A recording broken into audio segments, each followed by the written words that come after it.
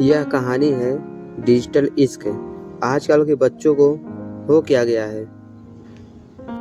सौरभ और ज्योति किसी निजी कंपनी में मैनेजमेंट इंजीनियर थे। दोनों अलग अलग कंपनी में कंप्यूटर से संबंधी काम किया करते थे। दोनों अपने अपने कंपनी के काम को प्रस्तुत किया करते थे।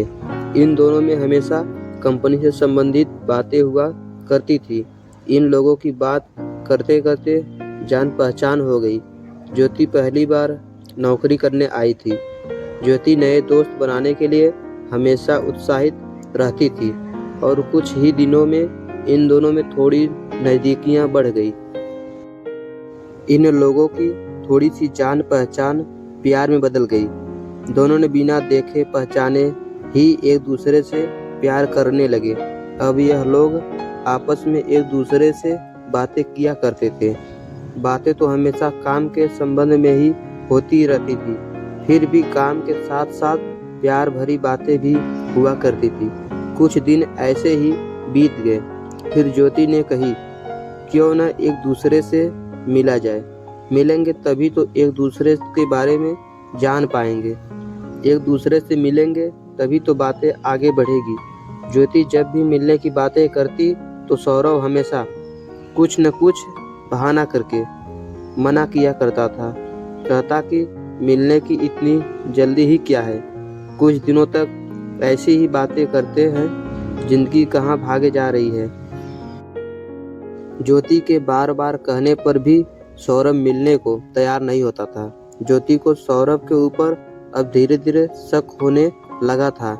तब ज्योति ने योजना बनाई कि सौरभ को बिना बताए ही क्यों ना सौरभ के दफ्तर जाकर उसके बारे में पता लगाया जाए। ज्योति अचानक सौरभ को बिना बताए ही दफ्तर में पहुंच गई।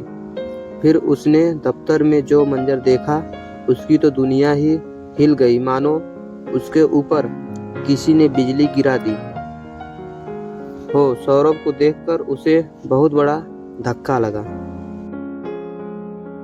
वहां जाकर देखी तो पता चला कि सौरभ 35 वर्ष का पुरुष है और वह शादीशुदा है। उसके बच्चे भी हैं, जो कि आशिकी मिजाज रखता है। वो लड़कियों व महिलाओं को जिस किसी की भी प्रोफाइल उसे अच्छी लगती है वह उसके साथ टाइम पास करता है और प्यार भरी बातें भी करता है।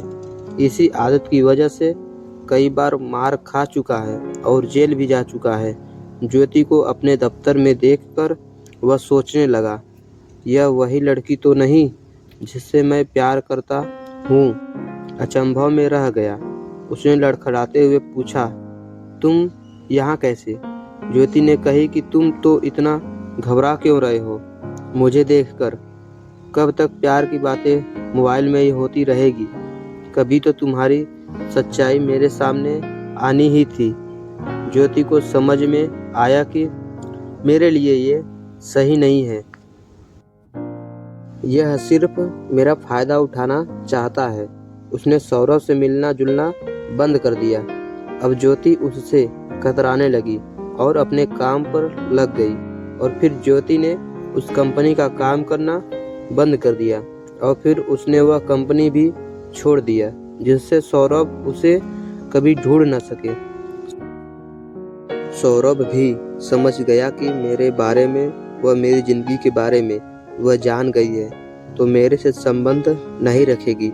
तब उसने भी फोन करना बंद कर दिया। इस तरह दोनों का प्यार भी डिजिटल ही रहा और दोनों का प्यार खत्म हो गया।